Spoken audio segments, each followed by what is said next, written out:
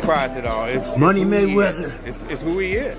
I've always thought that he's a horrible person, and this is every bit of because, you know, same Floyd Money Mayweather. Surely I was going to get my check fairly quickly, right? And that did happen. So I'm sure it'll come eventually, right? I realized, okay, I'm being strung along. This is a classic. Hey, buddy, you're the new guy in this industry. We're going to puppeteer you however we want. Hop on for the ride and shut up. Instead of shutting up, I make fun of him on social media and let everyone know that he doesn't have any money. I kind of joke and I'm facetious and I point the finger at Floyd. But I don't know if it's his fault. Maybe a little bit, but something tells me Floyd doesn't control where the money goes. Or maybe he does. I don't know. And I don't really... The boxing world has been reacting to Floyd Mayweather's latest controversy. Some people are calling him a financially struggling attention seeker with political motives, while others believe he represents everything that is wrong with boxing. Here is how professional fighters are responding to the recent issues surrounding Mayweather. It's a tough one. I'm trying to understand, as a real estate person myself, what exactly he is communicating when he's saying that he owns this, because they're trying to make it seem like he doesn't, but what it seems like is that he owns shares of these buildings, and it's a larger, it's part of an investment that he did on his own. Khan claimed that certain people and organizations are offering huge amounts of money to well-known public figures in exchange for showing public support for Israel. He said that both he and his wife received similar offers, but chose to reject them because he did not want to support war. He then compared this to Mayweather's public support for Israel and his appearances, saying it suggested that Mayweather accepted the offer because he needed the money. Join me in expressing heartfelt gratitude to Magen David Adom, the Israel response team. No matter who you are, gender, race, or religion, they are there to provide elite medical care and support. With over 30,000 dedicated volunteers from diverse backgrounds, they are the true heroes of Israel Emergency Response Team. In these tough times, let's rally together and support. These comments came as more questions began to surround Mayweather's financial situation. In 2023, reports connected his name to lawsuits involving a failed real estate project valued at around $400 million. Additional civil cases also claimed unpaid debts, questionable business promotions, and missed appearances, which fueled doubts about whether his fortune was still as strong as before. Amir Khan, who has always spoken openly on controversial topics in boxing, believes these events explain Mayweather's recent actions. He sees the exhibition fights with smaller risks but large paydays along with political support as evidence of financial pressure instead of smart business decisions from someone still leading the sport. Khan did not hold back, saying in an interview Karma's a bee, while referring to Mayweather's long history of showing off his wealth, buying collections of luxury cars and carrying bags filled with cash even during difficult times around the world. Arnold Schwarzenegger, limited edition AP, all factory, 1.8 million right here. The $20 bills section. We like to call this the Andrew Jackson section, but I like to call it wallpaper. Oscar de la Hoya did more than criticize Mayweather. He made his opinion clear by calling Floyd's recent exhibition fights a real bad show. His comments were not about entertainment or boxing skills, but about legacy, respect, and decline. Mayweather, who was once seen as the perfect example of success inside and outside the ring, now appears to be chasing exhibition bouts in places like Dubai, Nigeria, and Japan just to keep earning money from events that attract little public interest. Many of the venues are only partly filled. His opponents are usually internet celebrities or retired combat athletes, and the events often feel more like a spectacle than real boxing. De La Hoya's remarks were direct, serious, and based on experience because he has watched similar stories unfold before with fighters who lost control of their money, trusted the wrong people, and became trapped by the expensive lifestyle they once enjoyed. Floyd, you're 50 years old. You're a legend in the sport. I've stood up for you in countless interviews, including Shannon Sharpe's podcast last week. But you have to stop embarrassing yourself with these exhibitions. I know life is hard. I know life is expensive. But come on, dude, put your legacy first. Nobody wants to remember you like this. And it gets worse. Your jeweler filed a lawsuit against you in Miami. And many are saying you're gonna have to sell off your assets. Floyd Mayweather once had complete control over everything. He managed the public image, the pace inside the ring, the financial deals, and every part of the event. But things now seem very different. These exhibition fights no longer look like they are only about staying active. They appear to be driven by financial need. His exhibition in Dubai against a little-known opponent was surrounded by reports of unpaid checks. The money linked to the Logan Paul fight is also still being disputed in court. Mayweather Promotions no longer has the same reputation either. There are no rising stars, no major pay-per-view events, only Floyd alongside close associates and unclear investment projects. Reports also claimed he became involved with NFTs during the 2021 boom and promoted coins such as Ethereum Max, which were later accused of pump and dump activity. That does not look like the moves of a retired legend making careful decisions. It looks like someone trying to secure quick cash. Everybody keep asking me, why you not coming back to fight? Why you not coming back to fight? So I look at the fight game, I said, okay. I said, fighters fighting, they make 3 million, 4 million, 6 million, 7 million. Some may make 10 or 20 million.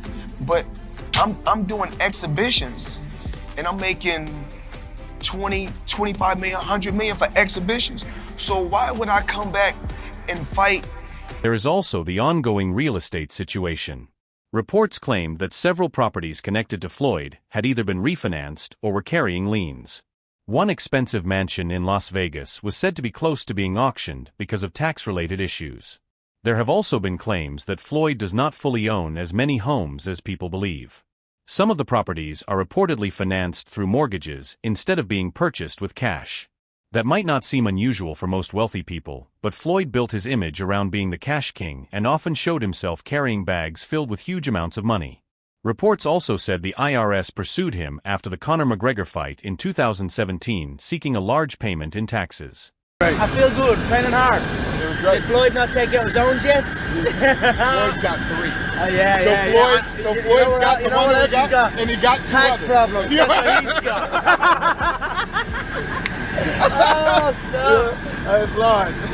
Even 7 years later, he continues to take questionable exhibition fights involving Saudi influencers and lesser-known promoters.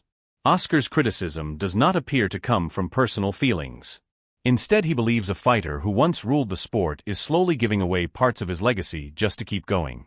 Amir Khan has also openly spoken against Floyd Mayweather's public support for Israel, suggesting that the reason behind it may be financial rather than based on politics or personal beliefs. His remarks quickly spread across social media and the boxing community as Khan claimed that Mayweather may have received payment in return for publicly supporting Israel during the ongoing Israel-Gaza conflict. Some say he's the greatest of all time. Some say.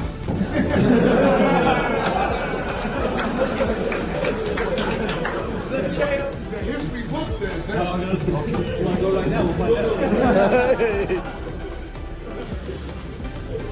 Many say, it's like in davening, are you many or most? Everyone says. Let's say 99.9. 99.9. Alvarez sees things very differently and has completely moved past the idea. When asked if he would consider a rematch or exhibition with Floyd, he laughed and gave a firm no. It was not because of anger, but because he simply had no interest. Floyd defeated him when Canelo was only 23 years old and facing one of the greatest defensive boxers in the sport. Since then, Canelo has grown into one of boxing's biggest stars, winning titles across multiple weight classes and headlining major events at Madison Square Garden, T-Mobile Arena, and sold-out stadiums in Mexico.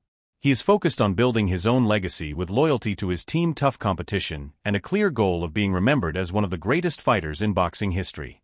I mean, you fought Floyd Mayweather at what? You're 23? 23. That's so fucking young. Yeah. What was that like? I trained so hard, and now obviously I try to beat him because, you know, if you beat him, you want to be the best in the world at 23. What do you think was so impressive about him? His experience, he's so smart. He have everything in a fighter, you know, a complete fighter. He don't have power in the punches, but when you that kind of fighter, you don't need it. You think that was the toughest fight you faced? To Canelo, Floyd's recent actions no longer matter. He sees them as a distraction instead of something worth paying attention to. His full focus is on Terence Crawford and a possible super fight that could become one of the biggest moments of this generation. A rematch with a 48-year-old Floyd has no place in those plans, especially when Floyd seems more focused on promoting his next event than the actual opponent. Unlike many others, Canelo is not openly criticizing him. His message is simple but powerful. Floyd is no longer the example that young fighters look up to, whether it comes to money, success in the ring, or public reputation. Canelo and his team have created their own legacy by building it one fight at a time. 17. However, he dug himself into a hole after making super lavish purchases like this LA mansion. It was so bad that he actually owed $22.2 million to the IRS, which made him have to come out of retirement. What stands out even more is how Canelo treats boxing as a legacy-building path, rather than just a way to make money. He took his loss to Floyd and used it as motivation instead of letting it define him. While Floyd was traveling for exhibition-style fights in places like Tokyo against lower-level opponents, Canelo stayed focused on unifying world titles and competing at the highest level. Floyd helped create the idea of the money team, but Canelo is now shaping a different standard for modern fighters built on discipline, clear purpose, and structure. His wealth is also handled in a quieter, more stable way through real estate, tequila brands, business investments, and sponsorship deals.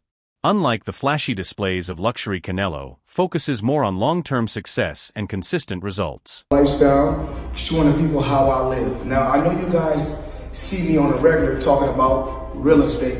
Well, lately, I purchased 62 apartment buildings in New York City. And what I need you guys to do, slide over and check out the photos. It's not all 62 buildings, it's a few buildings, but guess what? All the buildings belong to me. I don't have no partners. And all the retail down low on my buildings all belong. Pacquiao has reportedly turned down several high-paying rematch offers in places like Saudi Arabia, Macau, and even the Philippines. These were massive payday opportunities, but he appears to understand what those fights would really be about: nostalgia, rather than competition with no titles or real stakes, just entertainment sold to the highest bidder. That is not the path Manny seems interested in. He has moved toward a life focused on public service with ambitions in politics, including a presidential run in the Philippines, along with work on hospitals and medical clinics. He continues to train and spar, but not for social media attention or quick money deals. From his point of view, Floyd today looks very different from the icon he once was.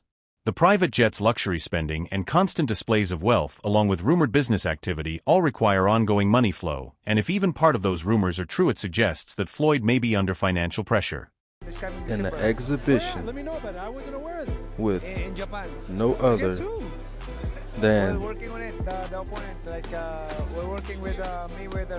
Floyd Mayweather Jr. Yes, you heard. Floyd Mayweather Jr. What would you do for reals? I don't know. We don't know. Legal filings suggest that lawsuits continue to accumulate around him. There is still ongoing dispute over the money from the Logan Paul exhibition. A former member of Mayweather's team has also taken legal action over an alleged contract breach. Reports further point to internal issues within Mayweather Promotions, with claims of staff departures and disputes over unpaid wages. Altogether, the situation has created growing tension around Floyd's business side. For someone once known as one of boxing's most calculated and disciplined businessmen, this current phase appears far more disorganized, unstable, and under pressure. Still in an EWB Rolls Royce. For those that don't know what an EWB is, that's an extended wheelbase Rolls Royce. I need the leg room. I know I ain't that tall, about 5'8.5", some days 5'9", but it is what it is. Chilling, sitting right here watching the Thriller in Manila, Ali versus Frazier documentary. Come check it out. Devin Haney once looked up to Floyd Mayweather and even spent time training in the Mayweather gym during his early career. There he learned defensive skills and developed a fighting style often compared to Floyd's for its patience and precision. Over time, however, Haney has become more critical of some of the promotional decisions and entertainment-focused events linked to Mayweather. In recent years, he has followed a different approach, choosing to build his career around long-term success rather than short-term popularity. Haney unified titles at lightweight and has accepted high-risk fights even when the odds were not in his favor. He has also avoided gimmick-style matchups and quick money opportunities, focusing instead on meaningful competition. But soon as someone black, when my career is over as far as me in a combat sport, as far as boxing, whatever, if I'm promoting on social media or I'm doing exhibitions, it's like, oh man, he's broke. No, it's not a crime for them to make money. They don't say nothing about the guys that's 80 and 90 that's still making hundreds of millions and billions, but as soon as somebody black does it, your people, your own people, say, oh, He has said that while he respects the older generation, fighters who are getting older should eventually step aside and allow the new era to take charge. He did not mention Floyd directly in those remarks, but they came soon after the Gotti 3 event, which made the timing noticeable. Haney has also spoken about sportsmanship extending beyond the ring. In his view, Floyd should not be openly showing off his wealth or making others feel inferior. He believes that is something Floyd has often done. Haney also feels that the recent issues Floyd is facing with legal matters and media attention are part of life catching up with him and teaching him a lesson.